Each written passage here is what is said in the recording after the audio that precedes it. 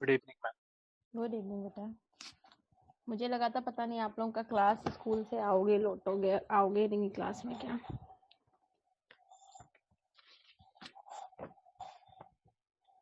बेटा आज पहले हम लोग ना फर्स्ट यूनिट रिवाइज कर लेंगे क्योंकि एक्चुअली ऐसा हुआ है कि पीछे का सब लोग भूल रहे हैं, तो ये हुआ है कि रिवीजन चलते रहना है। अब मुझे बताइए डाइजेस्टिव सिस्टम किस फाइलम से शुरू हुआ है?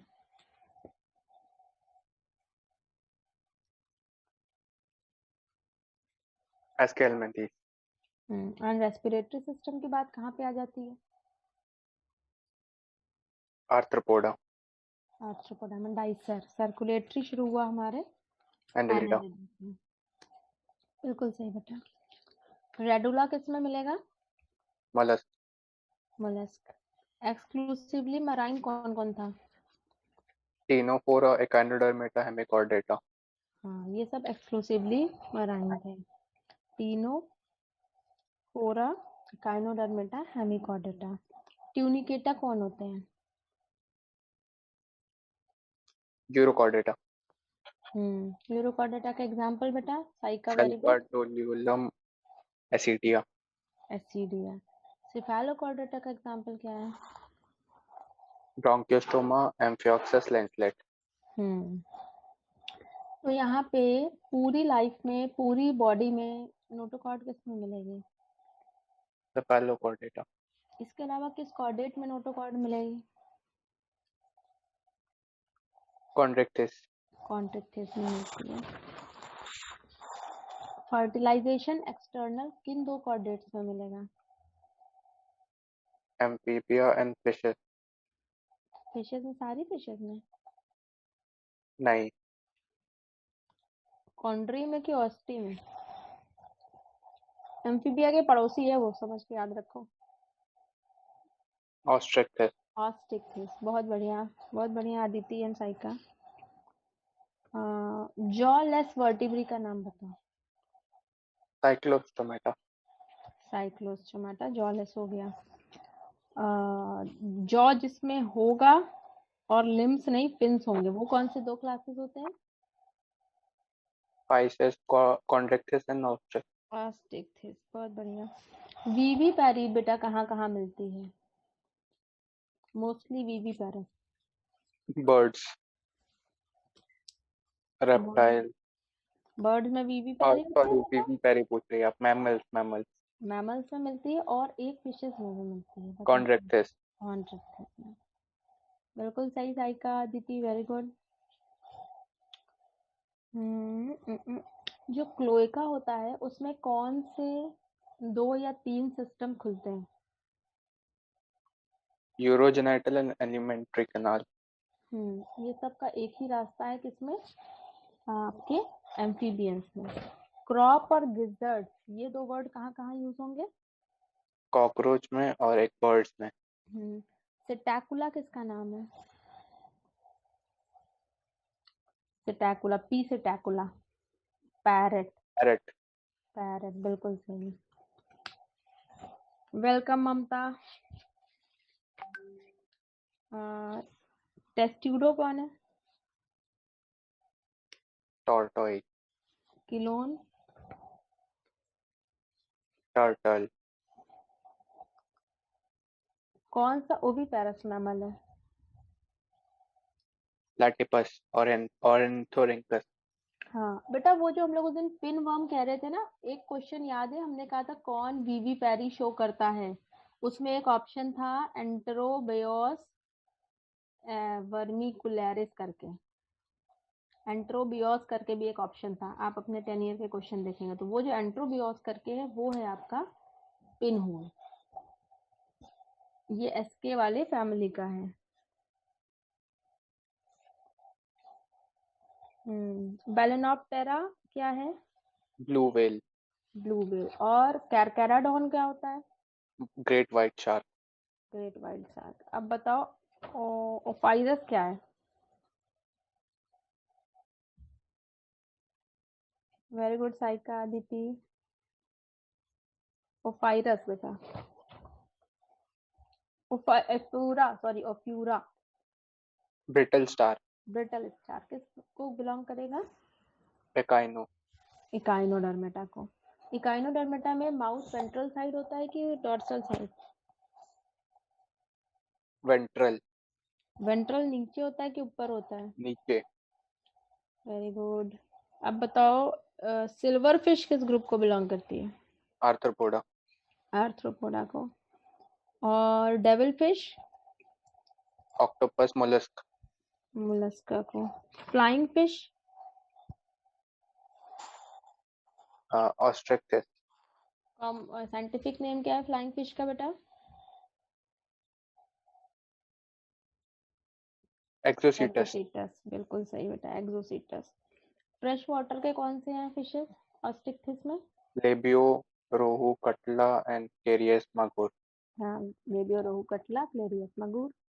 अब ये बताओ वार्म ब्लडेड कौन कौन होगा वर्टिब्रेट्स में? Aves and mammal. हाँ, एव्स एंड मैमल, बाकी सब क्या होंगे? पोकिलोथर्मल, यानी रेगुलेटर्स जो होंगे वही आपके वार्म ब्लडेड हो जाएंगे। Limbless, limbless amphibian? Ichthyophis, Petromyzon belongs to? Cyclostomata, Myxine is? Hagfish, हाँ, ये दोनों हो गए आपके साइक्लोस्टोमेटा। साइक्लोस्टोमेटा की खास बात क्या है? ये एंडोपैरासाइट है कि एक्टोपैरासाइट है? To parasite. इसमें जॉज होंगे? नहीं, जॉलेस हैं। गिल स्लिट्स कितने पेयर्स होंगी? 6 to 15 6 to पेयर। 15 होंगी। सर्कुलेशन होगा क्लोज्ड टाइप। ये अपना ये कैसी है? एक्सक्लूसिवली मैराइन, मरीन है, लेकिन ये स्पॉनिंग के लिए कहाँ जाएंगी? Fresh water. फ्रेश वाटर में, और वहां पे डेथ हो जाएगी और लार्वा वापस ओशन में रिटर्न हो जाएगा। कॉन्ड्रिक्थिस और ऑस्टिक्थिस में किसमें एयर ब्लैडर मिलेगा? ऑस्ट्रिक्टिस, तो कंटिन्यूअसली स्विम करने की जरूरत किसको होगी, ऑस्टी को कि कॉन्ड्री को? कॉन्ड्रिक्टिस। क्योंकि उनके पास एयर ब्लैडर नहीं है, तो उनमें बॉयंसी नहीं है, तो वो डूबने लगेंगे अगर कंटिन्यूअसली स्विम नहीं करेंगे। एसिलोमेट कहाँ से शुरू हुआ है? प्लेटीहेल्मिन्थेस। प्लैटीहेल्मिन्थेस से एसिलोमेट शुरू हो गए हैं। अच्छा, मेल को डिफर करने के कुछ ग्रुप्स में, फाइलम्स में कैरेक्टरिस्टिक दिए गए हैं, जैसे एक एग्जांपल है एसके हेलमिंथेस। इसमें आप कैसे पहचानेंगे मेल फीमेल? मेल का टेल कर्व्ड होता पेरिप्लैनेटा में है। एनल स्टाइल, एनल स्टाइल होता है, वो मेल में होगा फीमेल में होगा? एनल स्टाइल, स्टाइल कौन मारेगा? मेल। मेल मारेगा। कॉपुलेशन पैड किसमें होगा? मेल फ्रॉग, फ्रॉग में फोर लिम्ब में होगा कि हाइंड लिम्ब में होगा? Four limb. फोर लिम्ब में होगा। एक बेटा क्लैस्पर्स हमने कहीं वर्ड सुना है, कॉन्ड्रिक्टिस, कॉन्ड्रिक्टिस में क्या होता है? ये पेल्विक की pectoral fin? Pelvic fin. Pelvic fin में होता है। Very good. अंशिका, ममता, आप भी आंसर करिए, अच्छा रिवीजन हो जाता है इससे। मुझे एग्जांपल बताओ जरा कॉन्ड्रिक्टिस के। Scoliodon, dogfish, Pristis, sawfish, Trygon stingray और great white shark, Carcharodon. Torpedo भी। Priest told to try car, priest told to try car, याद रखना है इसको। प्रिस्टिस, टोल्ड, टोल्ड से हो जाएगा ट्राइगॉन, टॉर्पीडो, ट्राइगॉन, और कार से कैरा डॉन।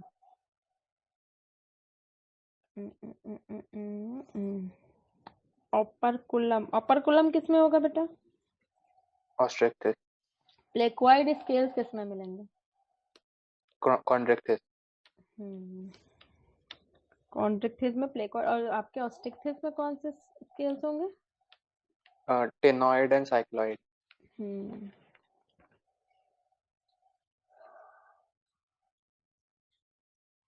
मेल्पिजियन ट्यूब्यूल्स कहाँ मिलेंगे?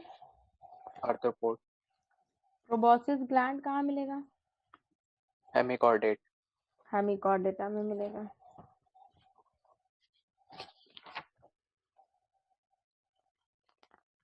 और किसी का एक्सक्रीटरी सिस्टम, फ्लेम सेल्स कहाँ मिले थे? प्लेटीहेल्मिन्थेस, फ्लेम सेल्स मिले थे प्लैटीहेल्मिन्थेस में। टिब्यूल्स के फॉर्म में कहाँ मिलेगा? एस्के हेलमिन्थेस में। एस्केल्मिन्थेस, और आपका ये जो एनिलिडा है इसके पास क्या आ जाएंगे? एप्रिडिया, नेफ्रीडी आ जाएंगे। अच्छा, ये जो सीलोम होती है ये किससे लाइंड होती है? मीजोडर्म। मीजोडर्म से। अगर पैचेस में है मीजोडर्म के पाउचेस के फॉर्म में तो स्यूडोसिलोम। स्यूडोसिलोम किसका खास बात है? एस्केलमेंथी। एस्केलमेंथी इसका है। ओपन टाइप किसमें मिलता है? Blood circulatory system.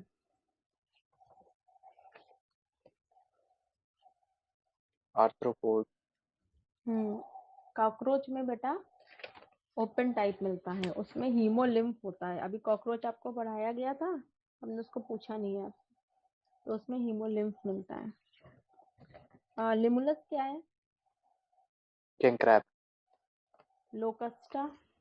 Locust. Bombyx. Silkworm. अच्छा बताइए, मोलस्का में बॉडी कितने पार्ट्स में बटी हुई है?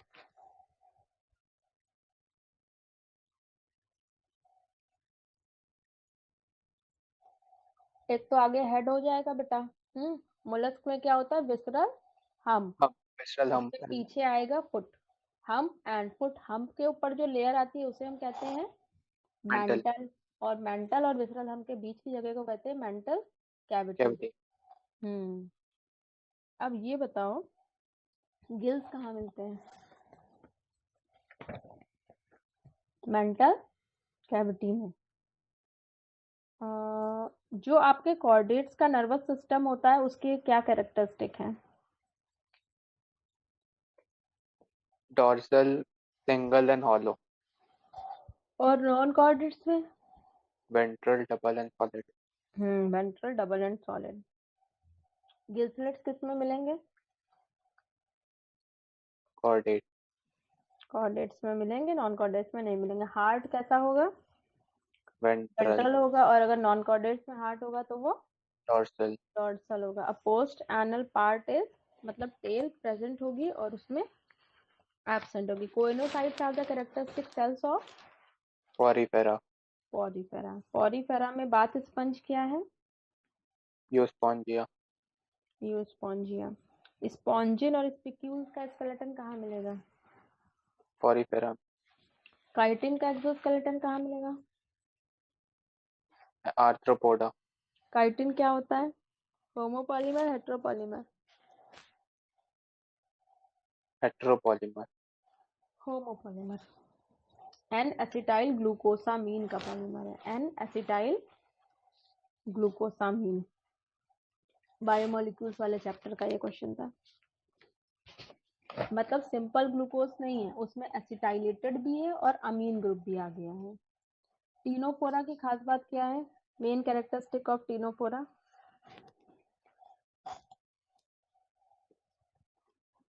Complete, external complete. कितनी होती हैं? 8 पेयर। 8 होती हैं। Very good. Ciliated, non ciliated? Related. Ciliated होंगी, बिल्कुल सही। इसका एग्जाम्पल क्या है?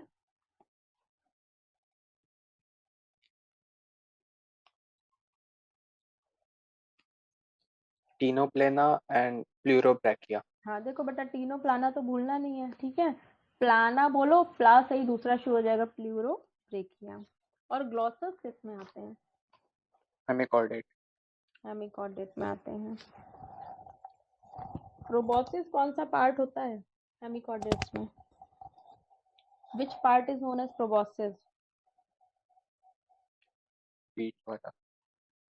एंटीरियर पार्ट इज प्रोबॉसिस, फिर कॉलर, फिर ट्रंक। प्रोबॉसिस आगे जो चोंच जैसा निकला हुआ है दैट इज प्रोबॉसिस। फिर कॉलर, कॉलर आपके गले में आ गया। फिर नीचे वाला पोर्शन है आपका ट्रंक। एम्फीबिया में बॉडी पार्ट किस में बटे हैं? Head and trunk. हाँ बेटा, किस में बॉडी पार्ट बटे हैं वो भी देखना। तो वाटर वेस्कुलर सिस्टम किन दो फाइलम्स की खास बात है? Water vascular system echinoderms. और उसमें भी तो चलता है बेटा पोरीफेरा में। हम उसमें वाटर कैनाल सिस्टम होता है। हाँ, वाटर कैनाल सिस्टम हो गया, मतलब कैनाल और वाटर के थ्रू ही उनका सब काम चलना है। अगर हम कहें कि सेलुलर लेवल ऑर्गेनाइजेशन है तो? Porifera. Tissue level? Coelenterata and Ctenophora. फिर ऑर्गन लेवल शुरू हो गया हमारा प्लेटियम। प्लेटिनम मेम्ब्रेन से।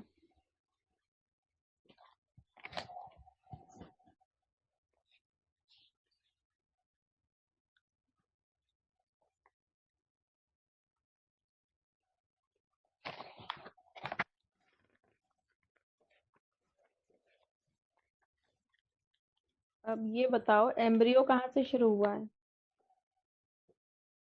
Plant bryophyte. एम्ब्रियो ब्रायोफाइटा से शुरू हुआ है। Vascular system, pteridophyte. Vessels, angio. Angio से वेसल शुरू हुई है, बिल्कुल सही बात। हेट्रोस्पोरी कहाँ से शुरू हुई है? टेरिडोफाइट। टेरिडोफाइट के, हाँ उससे शुरू हुई। कौन से एग्जाम्पल है, सब में थी?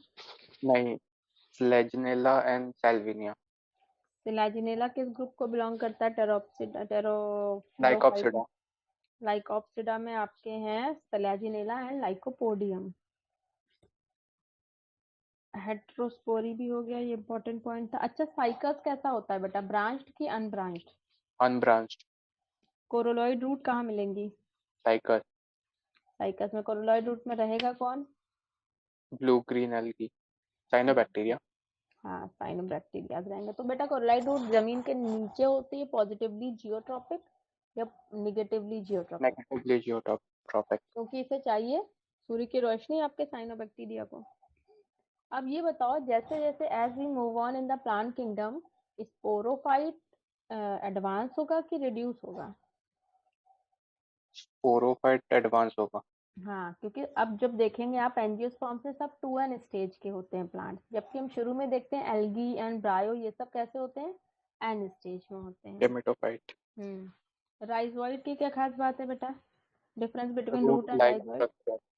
रूट लाइक स्ट्रक्चर किस में मिलेंगे, ये स्पोरो में कि गैमेटो में? गेमेटो। गैमेटो में मिलेंगे, मतलब एन वाले हैप्लॉइड वाले में मिलेंगे आपको राइजोइड। ये यूनिसेलुलर भी हो सकते हैं, शुरुआती दौर पे ये यूनिसेलुलर है, जैसे जैसे स्ट्रक्चर एडवांस होता है तो ये मल्टी सेलुलर भी मिलते हैं। तीसरी खास बात क्या है, ये मेनली किस में मिलेंगे राइजोइड? फाइट। थैलोफाइटा में, जिसमें स्ट्रक्चर जो है आपका कैसा है? डिविजिबल नहीं है, डिफरेंशिएटेड नहीं है आपका स्ट्रक्चर रूट, लीफ और स्टेम में। स्टेम। टेरिडोफाइट्स में जो होमोस्पोरस होते हैं वो स्पोर्स जनरेट करते हैं आपका प्रोथैलस। ठीक है, प्रोथैलस जो होगा उसका, नहीं सॉरी, प्रोटोनीमा बताओ किसके लिए है? प्रोटोनीमा किस ग्रुप में मिलता है? बिल्कुल सही, मॉसेस। अदिति बिल्कुल सही, साइका बिल्कुल सही। मॉसेस में बेटा जो गैमेटोफाइट होता है उसको हम क्या कहते हैं? प्रोटोनीमा। जो क्रीपिंग स्टेज है, यानी जो जमीन पे हॉरिजॉन्टल स्टेज चलती है, that is known as protonema. ठीक है, उसके बाद एक इरेक्ट स्टेज भी उससे निकलती है, we call it leafy stage. Leafy stage. फिर क्या होता है भाई, ये सब क्या है प्रोटोनीमा में, क्या है, गैमेटोफाइट है कि स्पोरोफाइट है? गेमेटो। गैमेटोफाइट है। फिर क्या होगा बेटा, इसी से राइजोइड भी निकल आएंगी। मल्टी सेलुलर और ब्रांच राइजोइड किस में मिलती हैं? मॉसेस में। फिर इसमें क्या होंगे, गैमेटोफाइट पे सेक्स ऑर्गन होंगे, आपका फर्टिलाइजेशन होगा और 2n स्टेज आएगी, वो क्या बनाएगी? स्पोरोफाइट। स्पोरोफाइट। स्पोरोफाइट क्या करेगी? स्पोरोफाइट विल कन्वर्ट इनटू, बड़ी होगी स्पोरोफाइट स्टेज, उसके अंदर स्पोर्स बनेंगे मियोसिस होने के बाद में, और स्पोर्स फिर क्या बना देंगे? गेमेटोफाइट। गेमेटोफाइट। इसके एग्जांपल बताओ, mosses are? Funaria, Sphagnum and हाँ, Polytrichum. Funny, soft and polite. अब ये बताओ एम्ब्रियो क्या होता है? जाइगोट के बाद जो डिफरेंशिएशन होता है। हाँ, जाइगोट के बाद जो डिफरेंशिएटेड बनता है उसे हम कहते हैं एम्ब्रियो। कौन किस में बनता है? टेरिडोफाइट का कुछ एग्जांपल और जिम्नोस्पर्म। इक्विसिटम में होता है कौन? हाँ। Very good. स्पोरोफिल क्या होते हैं बेटा? लीफ लाइक स्ट्रक्चर जिसमें पोरो स्पोरेंजिया के बाहर जो लीफ लाइक स्ट्रक्चर होंगे, स्पोरेंजिया एक समझ लो सैक लाइक चीज है, उसके चारों ओर जो लीफ लाइक स्ट्रक्चर बनते हैं उससे कहते हैं स्पोरोफिल। जब पूरे स्पोरोफिल घने घने एक साथ स्पोरेंजिया को ढक लेते हैं तो क्या बनाते हैं कंबाइंड रूप से? कॉम्पैक्ट कोन। कोन।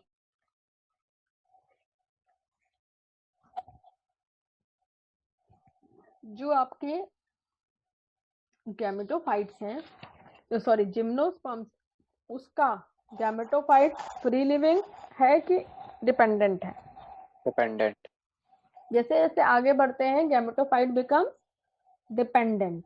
शुरुआत में आप देखेंगे लिवर वर्ल्ड और इन सब में क्या है, गैमेटोफाइट इंडिपेंडेंट है, अपना खाना खुद बना रहा है, खुद अकेले उगा हुआ है। लेकिन अब क्या हो रहा है, गैमेटोफाइट छोटे छोटे पॉलन ग्रेन्स या एम्ब्रियो सैक की तरह आगे हो जाएंगे, तो वो होंगे डिपेंडेंट। इसमें क्या नहीं होता, जिम्नोस्पर्म में सीड के चारों ओर क्या नहीं होता है? नेकेड सीड क्यों कह रहे हैं? सीड कोट नहीं होगा, पेरिकार्प ओवरी नहीं वॉल होगा। नहीं होगा, ओवरी वॉल नहीं होगी बेटा, हाँ। क्योंकि हमने बाहर कुछ ऐसा ओवरी जैसा स्ट्रक्चर ही नहीं है, तो बाहर वॉल क्या होगी? स्पोरेंजिया में डायरेक्ट आपका फर्टिलाइजेशन हो गया है। अच्छा, डायोशियस कौन होता है, साइकस की पाइनस? साइकस। हाँ, कर्ड, CURD बताया था ना, अनब्रांच्ड एंड डायोशियस। पाइनस कैसा होता है? मोनोशिया। मोनेशियस। पाइनस के साथ सिम्बियोटिक एसोसिएशन को क्या कहते हैं? माइकोराइजा। माइकोराइजा। एक कोई माइकोराइजा का एग्जांपल बताओ। ग्लोमस। सिकोया किस ग्रुप को बिलोंग करता है? Angio gymno टेरिडो। Gymno. Sequoia gymnosperm है बेटा, वेरी गुड। क्या कोनिफर्स में लीफ बहुत ब्रॉड होती हैं कि स्पाइनी होती हैं? स्पाइनी। अभी कोन जैसा नुकीली नुकीली होंगी, क्योंकि उन्हें एडवर्स कंडीशन में रहना होता है। एक मेल स्ट्रोबिलाई बनेगा, एक फीमेल स्ट्रोबिलाई बनेगा। स्ट्रोबिलाई के अंदर क्या होंगे? स्पोरेंजियम। कौन से? एक एक स्पोर बन गए। फिर स्पोर क्या बनाते हैं बेटा? स्पोर्स क्या बनाते हैं जर्मिनेट करके? स्पोर कैसे होते हैं? एन स्टेज होती है, तो क्या हाँ। बनाएंगे ये? गैमेटोफाइट्स। फीमेल वाला फीमेल गैमेटोफाइट बनाएगा, फीमेल गैमेटोफाइट बनेगा, और उसमें क्या बनेगा? Male gametophyte. फीमेल गैमेटोफाइट है, उसमें आर्किगोनिया बनेगा। मेल गैमेटोफाइट में क्या बनेंगे? Pollen antheridia grain. बनेंगे। वो पॉलन ग्रेन बनाएंगे, पॉलन ग्रेन आके एंथीरिया में पॉलिनेशन करेंगे और फर्टिलाइजेशन हो जाएगा। अब आते हैं जरा एल्गी पे। नॉन फ्लैजिलेटेड कौन कौन से होंगे? Spirogyra and red algae. Spirogyra का शेप कैसा होता है?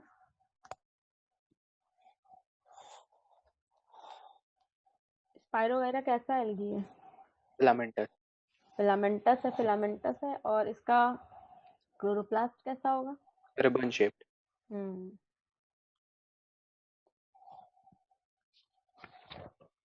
oogamous मोस्टली किसमें होता है? Volvox and Fucus. और इसके अलावा रेड एल्गी में भी होता है बेटा। रेड एल्गी में सेक्सुअल रिप्रोडक्शन इज oogamous, और पोस्ट फर्टिलाइजेशन डेवलपमेंट भी होते हैं। जो जितना आगे आ जाएगा उसमें ये oogamous टाइप के काम ज्यादा होने लगेंगे। अच्छा, कारा कैसा एल्गी है? कारा। Green algae. जेमी कप्स किस में मिलते हैं?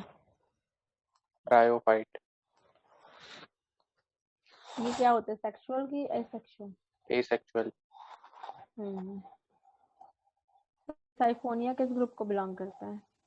Red algae. रेड एल्गी को। मैनिटोल किस में मिलेगा? Brown algae. Laminarin? Brown algae. Floridean starch? Red. Amylopectin की तरह कौन होता है? फ्लोरिडियन स्टार्च और ग्लाइकोजन। हम्म।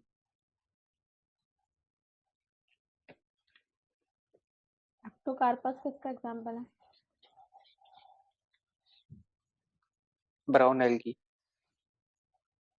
सबसे बड़े बड़े कौन से होंगे, जायंट वाले कौन से होंगे?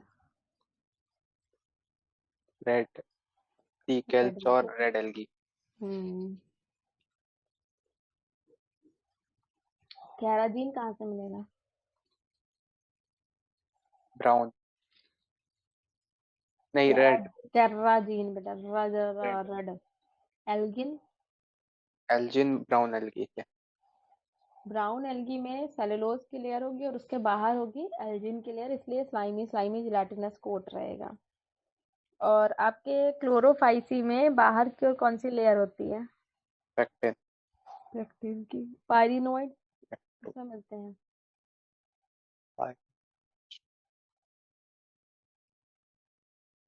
Green algae. किसमें मिलेंगे? ग्रीन एल्गी के किस पार्ट में मिलेंगे? ये क्लोरोप्लास्ट। क्लोरोप्लास्ट में मिलते हैं बेटा। Very good Saika, very good Aditi, very good सुमन।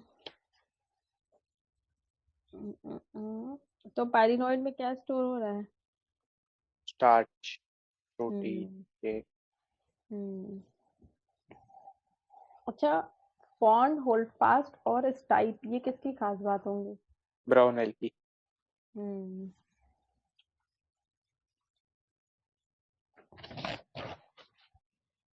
कॉलोनियल कौन सा है?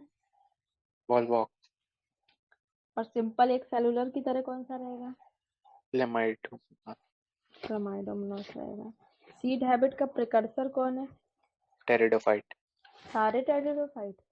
नहीं, हेट्रोस्पोरस टेरिडोफाइट। हेट्रोस्पोरस टेरिडोफाइट, ये याद रखना बेटा। अगर हेट्रोस्पोरी नहीं होती तो फीमेल गैमेटोफाइट अलग से ऑर्गन नहीं बनाता, वहां जाके अलग से फर्टिलाइजेशन ही नहीं होता। जब सब सेम स्पोर दिखते तो एक ही जैसा प्रोथैलस बना दिया जाता, प्रोथैलस पे आपके दोनों ऑर्गन होते, कोई फर्क ही नहीं पड़ता।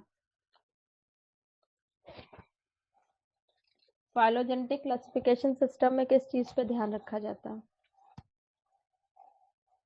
Evolutionary relationship. न्यूमेरिकल टैक्सोनॉमी कैसे पहचानोगे कि न्यूमेरिकल टैक्सोनॉमी पूछ रहा है? कंप्यूटर और hmm. Number system. Computer coded system, number system. Cytotaxonomy will deal with cytology. Chromosome number, structure and behaviour. अच्छा ये बताओ, आपकी जो मियोसिस होती है, थोड़ा सा बाहर भी पूछ लेते हैं ताकि तुम लोग हर चीज देखते रहो। मियोसिस में डीएनए रेप्लिकेशन कितनी बार होता है?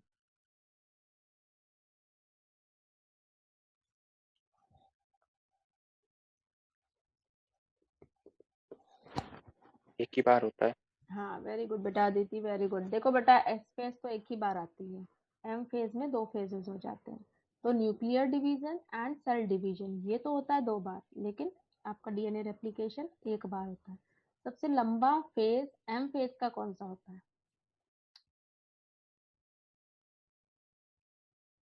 प्रोफेज लंबा होगा कि एनाफेज की मेटाफेज की टीलोफेज? मियोसिस में हम्म। प्रोफेज।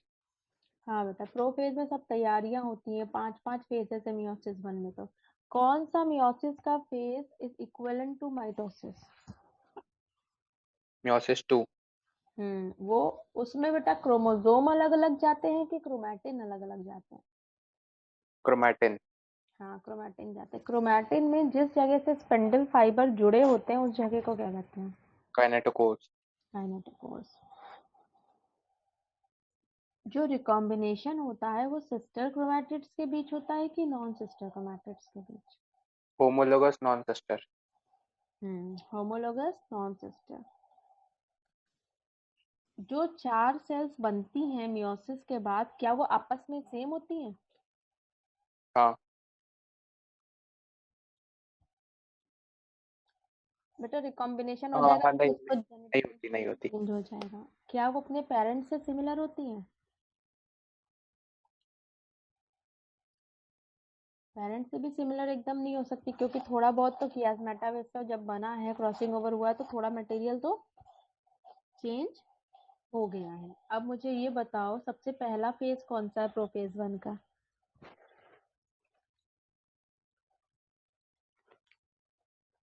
लेप्टोटीन, प्रोटीन, जाइगोटीन, फिर क्या आएगा? पैकाइटिन, पैकीटीन, डिप्लोटीन एंड डाइकाइनेसिस। डाइकाइनेसिस। तो बेटा लेप्टोटीन का काम क्या है? क्रोमोसोम लपेट के, जो इतना बड़ा धागे का गुच्छा बना हुआ है वो लपेट के छोटे छोटे क्रोमोसोम की तरह विजिबल होने लगेगा, यानी कंडेंस या कॉम्पैक्ट हो जाता है। कंडेंस या कॉम्पैक्ट होके अब वो जैसा हम लोग क्रोमोसोम का स्ट्रक्चर बनाते हैं ना, वो वैसा दिखने लगता है। किसमें? लपेट जाता है लेप्टोटीन में। फिर आया जाइगोटीन। Zygote means 2। यहाँ पे क्या काम होगा? मियोसिस बनेगा, साइनेप्सिस। साइनेप्सिस। और पूरी 2 होमोलोगस क्रोमोसोम अगर एक दूसरे के सामने है तो उनके बीच में कुछ प्रोटीन का कॉम्प्लेक्स फॉर्म हो जाता है जिससे वो चिपके रहें, पास पास रहें। उस कॉम्प्लेक्स को क्या कहते हैं? Anatomical complex. एनाटोमिकल कॉम्प्लेक्स कहते हैं। क्या बाइवेलेंट टेट्राड सबसे अच्छा कहाँ विजिबल होगा, जाइगोटीन में कि पैकीटीन में? जाइगोटीन। जाइगोटीन में चीज बन रही है। खाना जब बन रहा है तब वो उतना सुंदर नहीं लगेगा, जब वो अगले में एकदम शांति से रखा हुआ मिलेगा तब आपको अच्छा लगेगा। Very good Aditi. पैकीटीन में वो सबसे अच्छा विजिबल है जो आपकी एनसीईआरटी लिखती है।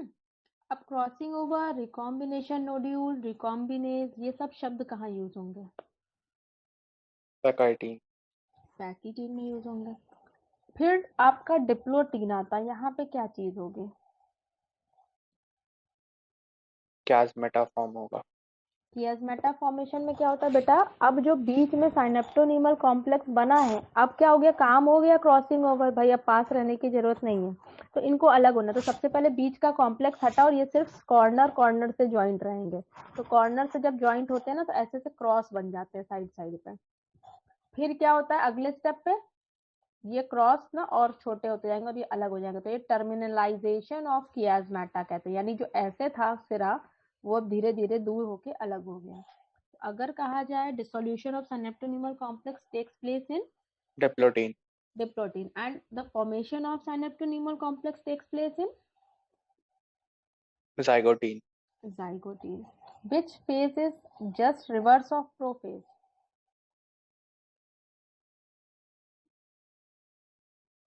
वैसे प्रोफेज में हर चीज गायब होती है तो सब चीज वापस कब आएगी? टीलोफेज में। जो लास्ट फेज होगा उसमें न्यूक्लियर मेम्ब्रेन बनेगी, सारे ऑर्गेनेल वापस प्रकट हो जाएंगे।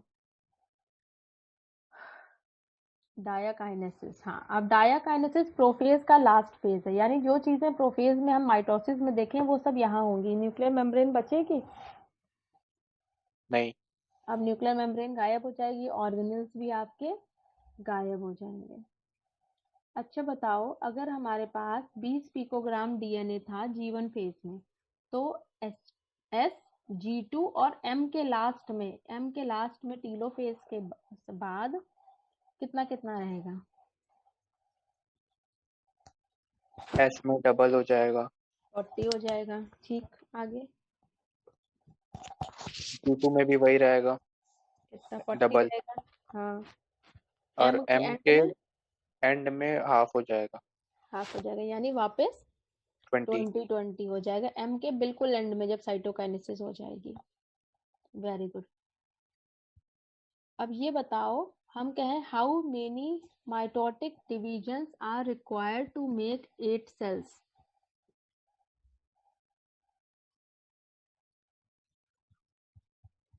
दो।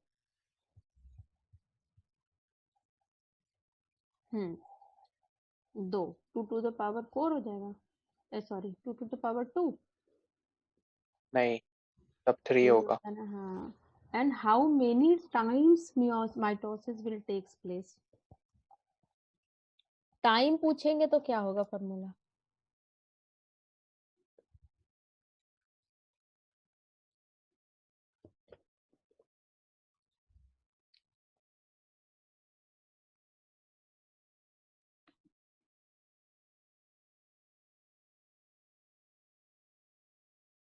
टाइम में क्या होगा बेटा? मैम एक, ये वाला फिर से बता दीजिए, हाँ 8 बता वाला। रहे। अब सुनो, अगर 1 से 2 बने, 2 से 4। 4 बने, ठीक है, तो तुम्हारे में कितनी बार पहली माइटोसिस हुई तो क्या हुआ? एक सेल में 2 बने, ठीक है।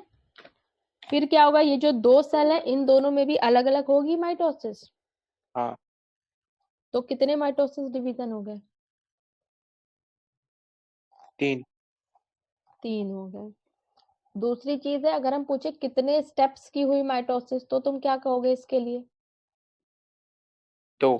पहले स्टेप में 2 बन गए, दूसरे स्टेप में 4 बन गए। तो हम ये बता रहे हैं, जब स्टेप्स पूछेंगे तब तुम 2 टू द पावर से पता कर लोगे। जैसे 2 टू द पावर 2 4 हुए। अगर हम सिर्फ 4 सेल कह रहे हैं तो मतलब 2 स्टेप्स हुए माइटोसिस के। अगर हम कहें कितनी बार माइटोसिस हुई है, तो आप क्या कहोगे? 3 टाइम्स हुई है। जितने सेल बनते हैं उससे एक कम होती है। अगर हम कहें, एक बार ड्रॉ करके देखना अपने पास में कि 8 सेल बने माइटोसिस से, 8। अब बताओ कितनी बार हुआ होगा?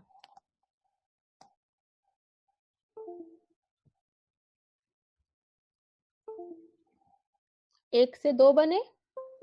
हाँ बिल्कुल सही सही का। ठीक है, 1 से 2 बने पहली माइटोसिस, 2 से 4 बने। कितने हुए यहाँ पे डिवीजन? रुको मैं जरा व्हाइट बोर्ड पे करती हूँ। टोटल 3 हो गए। 3 हो गए टोटल। अब ये जो बने हैं आपके 4, इनमें भी आगे 4 बार। डबल हुआ। 4 बार और हो गया तो कितना है? 4 + 3 7। 7। तो 8 सेल बने तो डिवीजन कितने हुए? 7। 7। हाँ, और कितने स्टेप्स ऑफ डिवीजन हुए 8 बनने में? 3। 3। तो ये था डिफरेंस। अब अगर हम कहें हमको 100 सीड्स बनाने हैं, तो बताओ टोटल मियोटिक डिवीजन। 125। हाँ, ये तो याद हो गया सबको, क्योंकि आपका जो मेल पार्ट है वो एक बार में 4 बनाएगा और जो फीमेल पार्ट है वो एक बार में 1। एक ही बनाएगा। तो ये 2 चीजें थी। सर का सेल डिवीजन वाला लेक्चर था, उसको और सुनना तो और तुम्हें क्लियर हो जाएगा।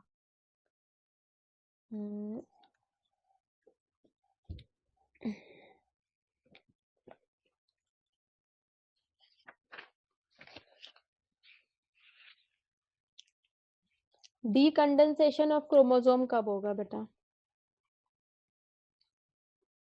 कंडेंसेशन होता है प्रोफेज में, तो डीकंडेंसेशन होगा टीलो। टीलोफेज में। मतलब अब वो वापस धागे की तरह गुचू-मुचू हो जाएगा। लेकिन क्या टोटल डीकंडेंसेशन हो जाता है मियोसिस 1 के बाद में? नहीं। मियोसिस 1 के बाद काम तो नहीं खत्म हुए, अभी उसे और क्रोमेटिड को अलग होना है। तो डीकंडेंसेशन मियोसिस 1 के बाद ऐसा भयानक नहीं होगा, हल्का सा होता है, बिल्कुल ना के बराबर समझो, क्योंकि अभी उसको फिर क्रोमेटिड्स को अपने अलग करना है। एस्टर फाइबर्स किससे निकलते हैं, काइनेटोकोर से कि सेंट्रियोल से?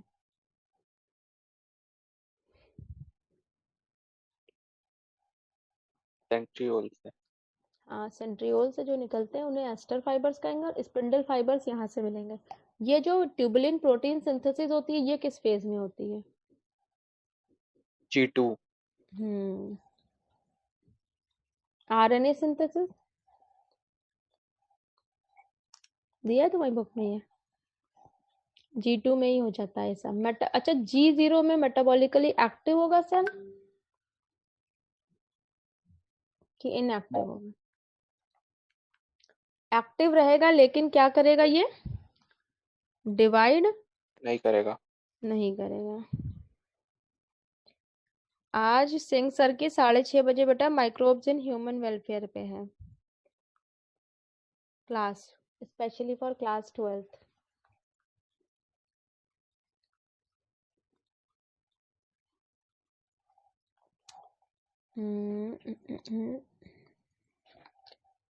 ये सब क्रोमोसोम क्रोमैटिड्स ये अलग किस फेज में होते हैं?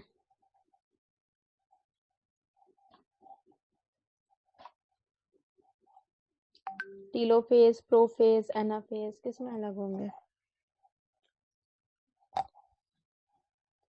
एनाफेज। एनाफेज में अलग हो जाते हैं। बायोमोलिक्यूल्स किस याद है, पूछूं कि भूल गए यस। हो? पूछ लीजिए, याद आ जाएगा। ठीक है, एब्रिन क्या है? What is abrin? Toxic material. हाँ, किससे मिलता है? ये नहीं आते। रोजरी सीड से बेटा। गुंजा कहते हैं, लाल लाल छोटे छोटे सीड होते हैं, उसमें काले काले डॉट्स होते हैं। ऐसे ही जो आर से रिसिन है वो मिलता है क्या नाम होता है उसका, कैस्टर बीन से। कैस्टर बीन से मिलता है रिसिन। कौन कैनावेलिन ए क्या है? लेक्टिन्स क्या होते हैं बेटा, खुद क्या होते हैं लेक्टिन्स? एल्कलॉइड होते हैं, प्रोटीन होते हैं, कार्बोहाइड्रेट होते हैं।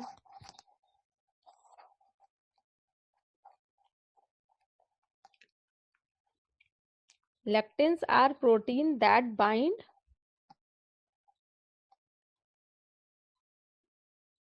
sugars बेटा। तो बेटा अगर किसी सेल के पास में लेक्टिन लगा हुआ है और उस बाहर से कोई आ रहा है सेल जिसके बाहर शुगर लगा हुआ है, तो वो उसको पकड़ सकता है ना। हाँ। तो पता चल जाता है। अब जैसे बैक्टीरिया आ रहा है, उसके पास लेक्टिन होगा तो वो हमारे सेल के बाहर की शुगर से अटैच होकर वहां पे अटैच हो गया कि नहीं हो गया। तो ये हाँ। अटैचमेंट में हेल्प करता है। आपको कोई ब्लड ग्रुप अगर पहचानना हो मान लीजिए, तो आपके ये जो एंटीजेंस हैं ब्लड ग्रुप में जो आरबीसी के ऊपर लगे होते हैं, ये क्या होते हैं? Sugar sugar. को ही तो करते हैं। आप लेक्टिन की हेल्प से उनको पकड़ सकते हैं। मॉर्फिन क्या है?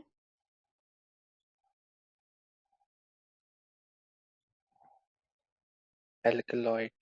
एल्कलॉइड है। और मॉर्फिन क्या है? ओपियोइड। ओपियोइड के ओपियोइड। अंदर आता है। अगर इसी को हम डाइएसिटाइलाइट कर दे तो हेरोइन। हेरोइन बन जाएगा। ये कैसा होता है? डिप्रेसेंट। डिप्रेसेंट। और किस पे असर करता है? CNS and GIT. हाँ, इसके रिसेप्टर्स कहाँ हैं?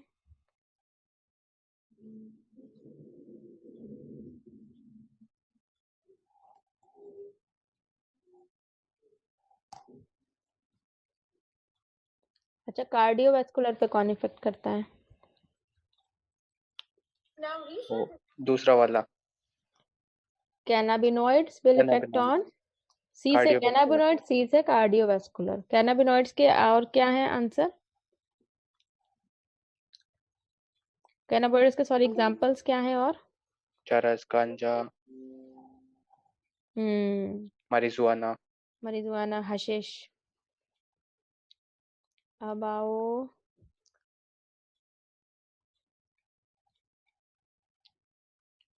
मॉर्फिन हो गया, अल्कलॉइड ठीक है। अच्छा ये बताओ, बॉडी में जो क्रम है चीजों का, कार्बोहाइड्रेट लिपिड इन सब का, सबसे ज्यादा क्या है बॉडी में?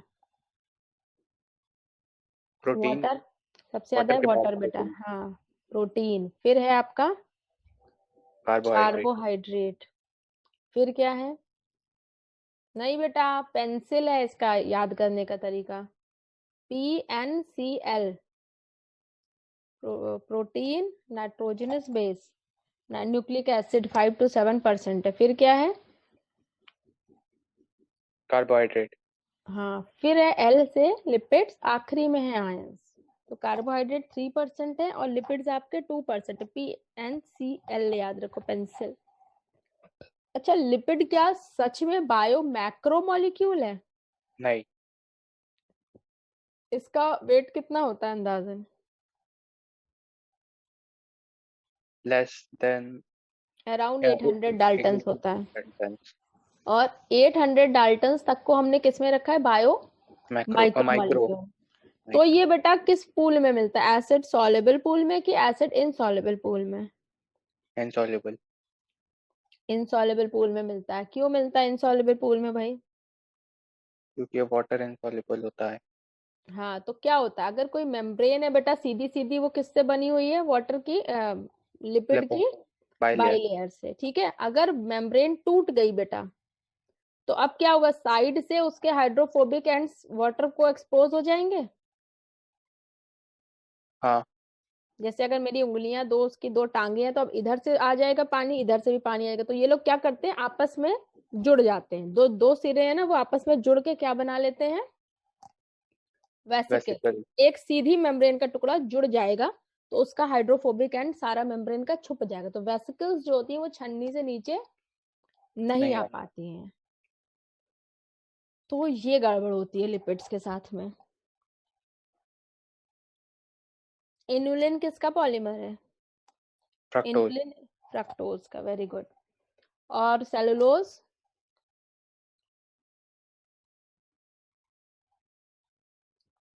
ग्लूकोज का पॉलीमर है बेटा। सेलुलोज, ग्लाइकोजन और स्टार्च ये सब ग्लूकोज के होमोपॉलीमर हैं। काइटिन क्या है? एन एसिटाइल ग्लूकोसामीन का होमोपॉलीमर। होमोपॉलीमर है।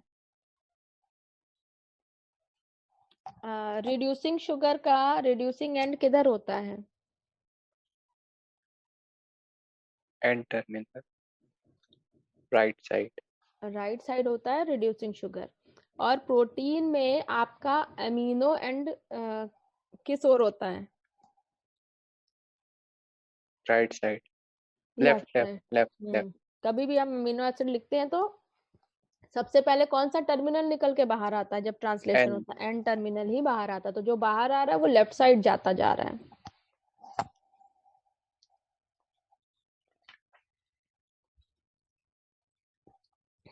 सेकेंडरी स्ट्रक्चर प्रोटीन के 2 एग्जांपल बताइए।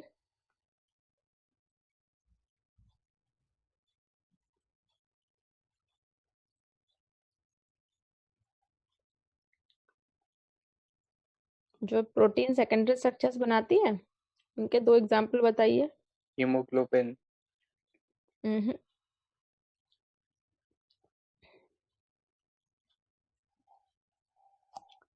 सेकेंडरी स्ट्रक्चर होते हैं alpha helix and beta pleated sheet. Secondary.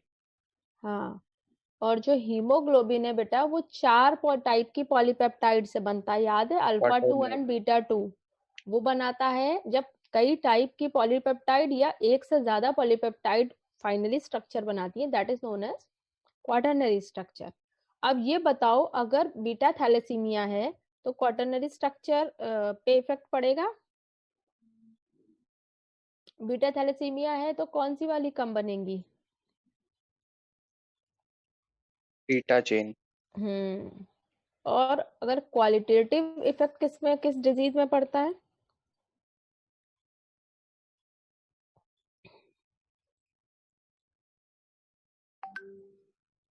Sickle cell anaemia.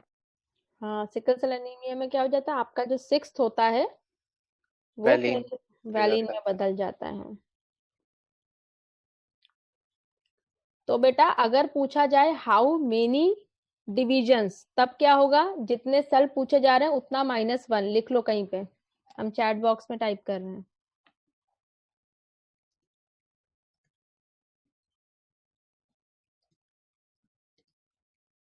Cell -1, इसको नोट कर लो बेटा।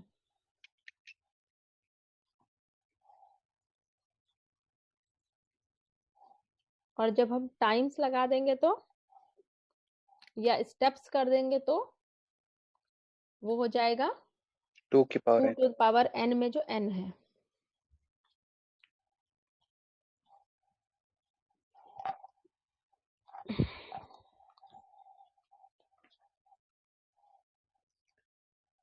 पर बेस पेयर जब डीएनए हेलिक्स बनता है तो कितने डिग्री होता है पर बेस, 2 बेस पेयर के बीच का एंगल? 36 डिग्री। क्योंकि एक पूरे सर्कल में होते हैं 360 डिग्री, और नॉर्मल बी डीएनए में कितने होते हैं टोटल बेस पेयर? 10। 10, तो 360 अपॉन 10। 10।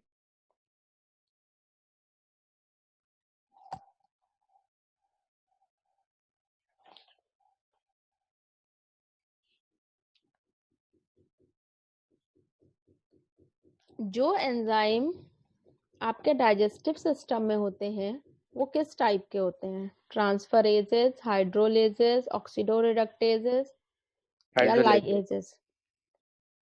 हाइड्रोलेजेस होते हैं बेटा। अच्छा, कोई 2 एंजाइम है वो प्रोटीन पे ही वर्क करते हैं, ठीक है? जैसे मान लो ट्रिप्सिन और पेप्सिन, तो क्या जरूरी है कि उनका ऑप्टिमम पीएच सेम रहेगा?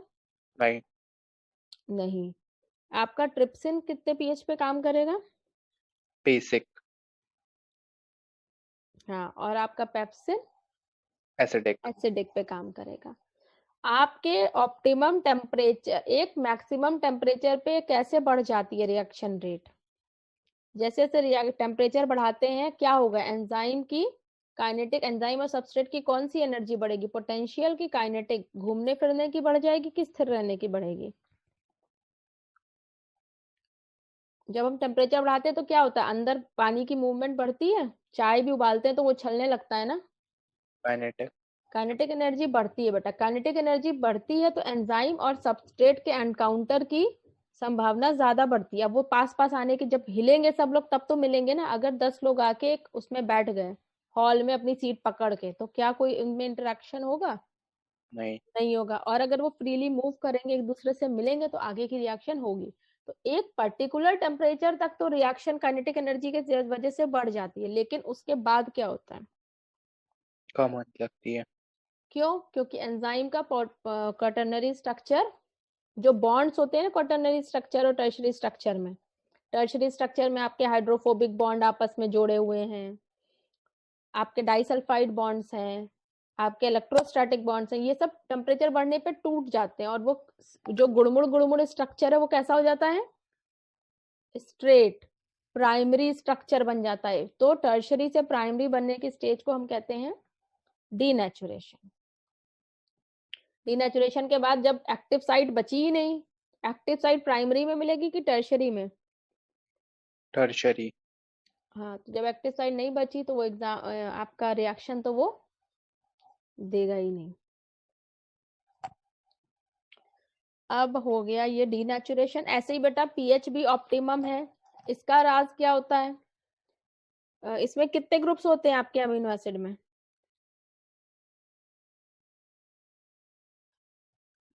एक हाइड्रोजन होता है, एक COH ग्रुप होता है, एक हाँ। NH2 ग्रुप होता है और एक R ग्रुप वेरी होता है। गुड। जब बेटा एक्टिव साइट बनती है तो उसमें कोई कोई अमीनो एसिड चारों ओर होंगे। अब मान लीजिए वो सब NH2 प्लस की स्टेज में है, NH3 प्लस की स्टेज में, आपने अचानक से कर दिया बेसिक। अगर हमने पीएच बेसिक कर दिया तो वो क्या NH3 प्लस स्टेज में रहेगा, बेसिक पीएच है, हाइड्रोक्सिल आयन बढ़ गए तो वो क्या हाइड्रोजन ज्यादा रहने देंगे वहां पे, प्रोटॉन, हाइड्रोक्सिल क्या करता है, तुरंत प्रोटॉन को निकाल लेता है, तो वो क्या हो जाएगा वापस NH2। और मान लीजिए वो NH3 प्लस स्टेज में ही आपके सबस्ट्रेट से बाइंड करता हो, तो रिएक्शन बढ़ेगी कि घटेगी,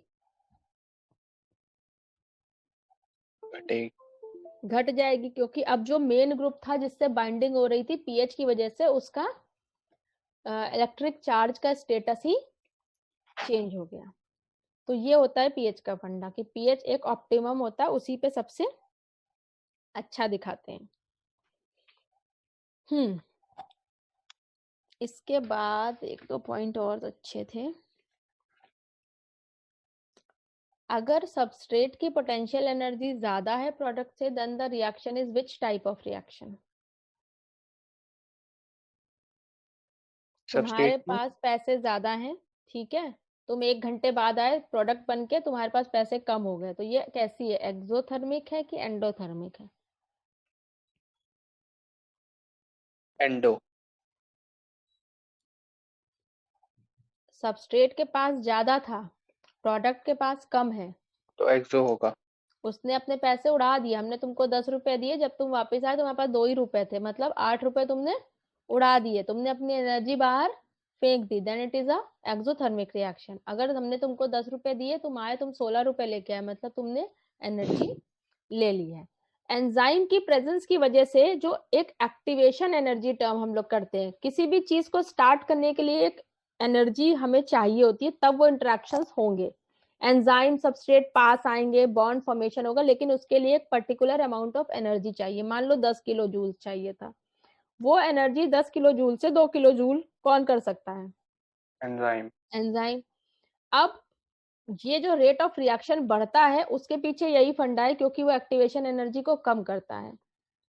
तो ये बताओ कि अगर एक्टिवेशन एनर्जी कम हो जाएगी तो रिएक्शन रेट फास्ट होगी कि स्लो होगी, फास्ट। फास्ट होगी। जैसे किसी को हम 4 कप चाय पिलाएं तब वो काम करने ही लेगा, और किसी को 1 कप चाय दें वो जल्द काम करने ही लेगा, तो 4 कप पीने में बनने में समय वेस्ट करेगा वो, और वो 1 कप पी के काम कर देगा। तो जितना कम चाहिए इनिशिएशन के लिए, उतनी जल्दी वो काम शुरू करेगा, तो उतना ज्यादा वो काम करेगा। कार्बोनिक एनहाइड्रेस के टर्म में बिना कार्बोनिक एनहाइड्रेस के रिएक्शन की रेट क्या होती है? 200 मॉलिक्यूल्स पर आवर। सिर्फ 200 मॉलिक्यूल बनते हैं 1 घंटे में।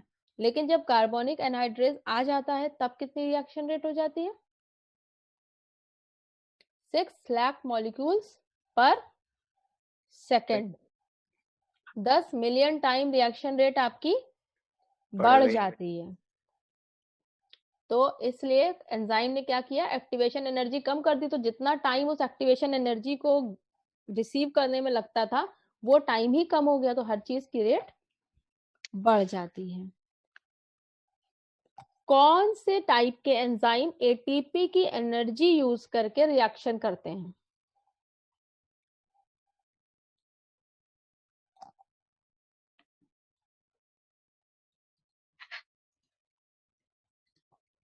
हाउ मेनी टाइम्स में बेटा 2 टू द पावर n हो जाएगा, ठीक है। जो n होगा वही होगा, इसको लिख लेना कहीं पे।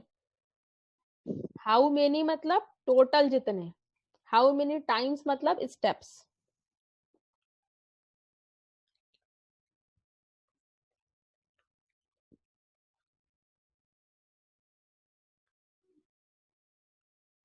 ठीक है, हाउ मेनी टाइम्स मतलब कितनी बार रिएक्शन हुआ। अगर याद हो अदिति और सुमन तुम लोग को, हम लोग ने इसका जब प्रीवियस ईयर किया था तो एक ऐसा क्वेश्चन आया था कि 128 या कितनी सेल्स होने में कितना समय लगेगा। इसको नोट कर लो। हाउ मेनी मतलब total reactions and how many times means number of steps. Times means steps and how many means cell minus 1।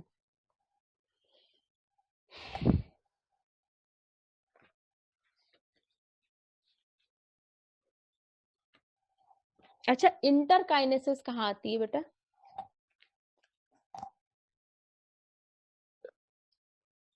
Interkinesis stage कहाँ आती है?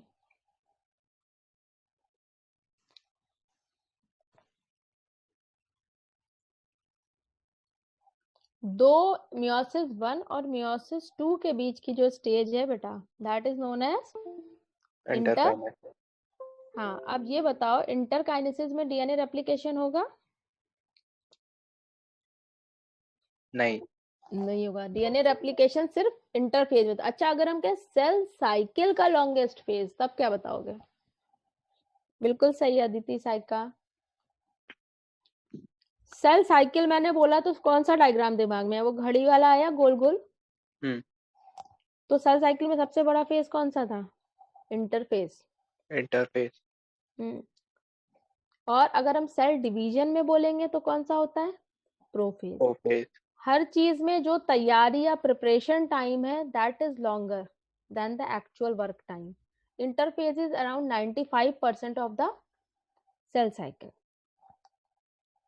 बाकी 24 घंटे अगर ह्यूमन सेल को डिवाइड होने में लगते हैं तो अराउंड 23 आवर्स जो होते हैं वो इंटरफेज के होते हैं और 1 आवर होता है आपका एम फेज का।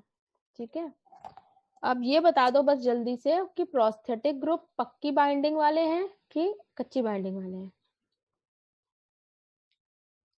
प्रोस्थेटिक ग्रुप्स एपो एंजाइम से टाइटली बाउंड ऑर्गेनिक कंपाउंड्स हैं कि लूजली बाउंड?